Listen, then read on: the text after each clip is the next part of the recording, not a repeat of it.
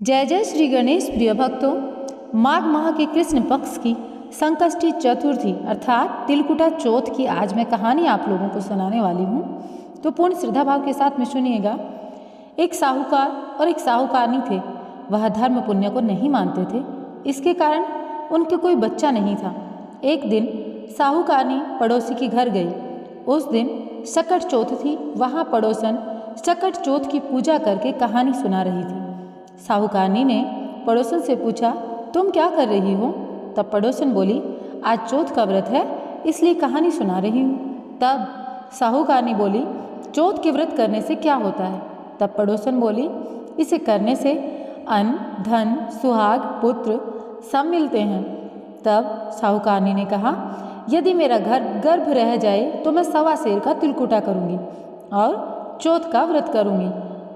भगवान श्री गणेश की कृपा से साहूकारनी का गर्भ रह गया तो वह बोली कि मेरा लड़का हो जाए तो मैं 2.5 सेर का तिलकुटा करूँगी। कुछ दिन बाद उसके लड़का भी हो गया तो वह बोली, हे चौथ माता, मेरे बेटे का विवाह हो जाए तो 5.25 सेर का तिलकुट करूँगी।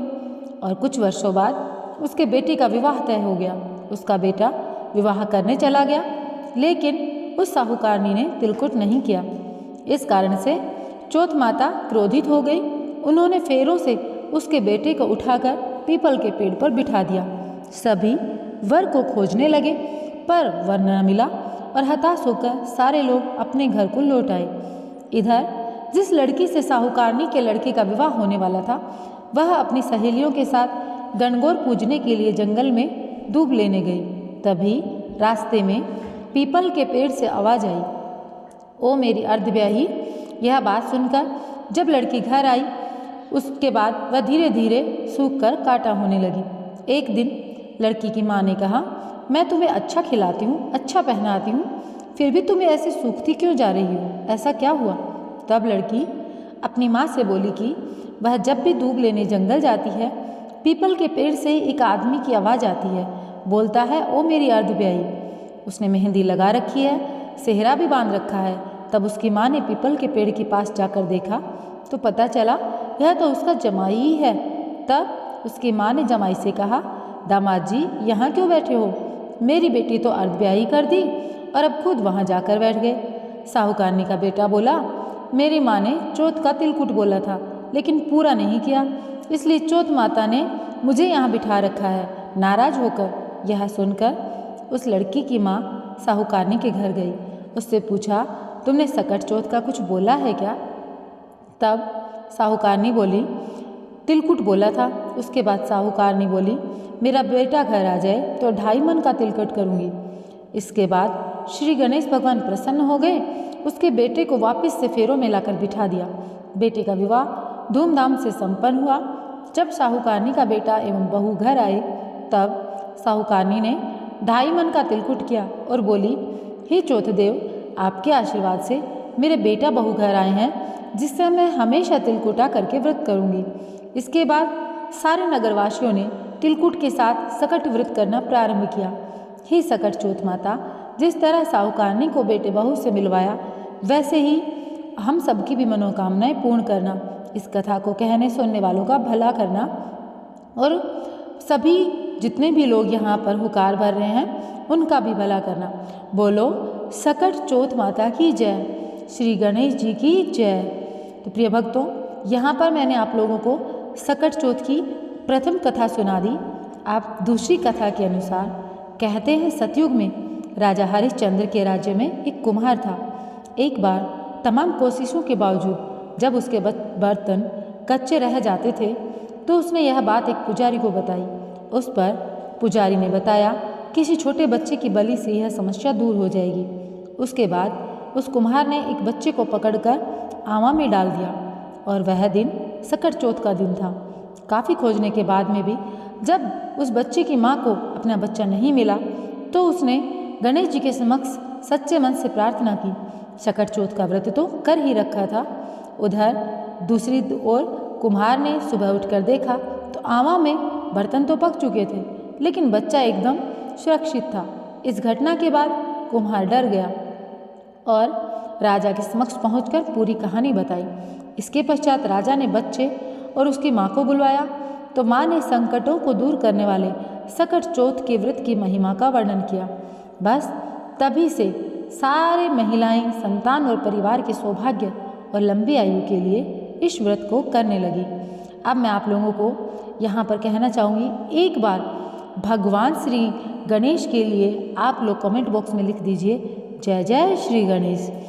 तीसरी कथा के अनुसार एक बार महादेव जी पार्वती सहित नर्मदा के तट पर गए। वहाँ एक सुंदर स्थान पर पार्वती जी ने महादेव जी के साथ चौपड़ खेलने की इच्छा व्यक्त की। पार्वती ने ऐसी इच्छा व्यक्त की, तब शिव जी ने कहा, हमारी जीत का साक्षी कौन होगा। पार्वती ने तत्काल वहाँ की घास से तिनके बिटोरकर एक पुतला बनाया और उसमें प्राण प्रतिष्ठा करके उससे कहा, बेटा हम चौपड़ खेलना चाहते हैं, किंतु यहाँ हार जीत का साक्षी कोई नहीं, अतः खेल के अंत में तुम हमारी हार जीत के साक्षी होकर बताना कि हमसे कौन जीता और कौन हारा। खेल प्रारंभ हुआ। दैव योग से तीनों बार पार्वती जी ही जीती। जब अंत में बालक से हार जीत का निर्णय कराया गया तो उसने महादेव जी को विजयी बताया। परिणामतः पार्वती जी ने क्रुद्ध होकर उसे एक पाँव से लंगड़ा होने और वहाँ के कीचड़ में पड़ा रहकर दुख भोगने का श्राप दे दिया।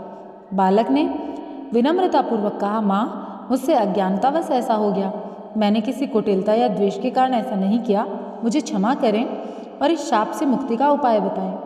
तब ममता रूपी माँ को अपने किए पर पछतावा हुआ और दया आई। वे बोली, यहाँ नाग कन्याएं गणेश पूजन करने आएंगी, उनके उपदेश से तुम गणेश व्रत करके मुझे प्राप्त करोगे। इतना कहकर वे कैलाश पर्वत चले गए। 1 वर्ष बाद वहाँ श्रावण में नाग कन्याएं गणेश पूजन के लिए आई। नाग कन्याओं ने श्री गणेश का व्रत करके उस बालक को भी व्रत की विधि बताई। तत्पश्चात बालक ने 12 दिन तक श्री गणेश का व्रत किया। तब गणेश जी ने उसे दर्शन देकर कहा, मैं तुम्हारे व्रत से प्रसन्न हूँ, मनोवांछित वर मांगो। बालक बोला, भगवान मेरे पाँव में इतनी शक्ति दे दो कि मैं कैलाश पर्वत पर अपने माता पिता के पास पहुँच सकूँ और वो मुझ पर प्रसन्न हो जाएं। गणेश जी तथास्तु कहकर अंतर्ध्यान हो गए। बालक भगवान शिव के चरणों में पहुँच गया। शिव जी ने उससे वहाँ तक पहुँचने के साधन के बारे में पूछा। तब बालक ने सारी कथा शिव जी को सुना दी। उधर उसी दिन से अप्रसन्न होकर पार्वती जी शिव जी से विमुख हो गई थी। तदुपरांत भगवान शंकर ने भी बालक की तरह 21 दिन श्री गणेश जी का व्रत किया, जिसके प्रभाव से पार्वती के मन में स्वयं महादेव जी से मिलने की इच्छा जागृत हुई। वे शीघ्र ही कैलाश पर्वत पर आ पहुंची। वहां पहुंचकर पार्वती जी ने शिव जी से पूछा, भगवान आपने ऐसा कौन सा उपाय किया जिसके फलस्वरूप मैं आपके पास भागी भागी आई हूँ। शिव जी ने भगवान श्री गणेश के व्रत का इतिहास उनसे बताया।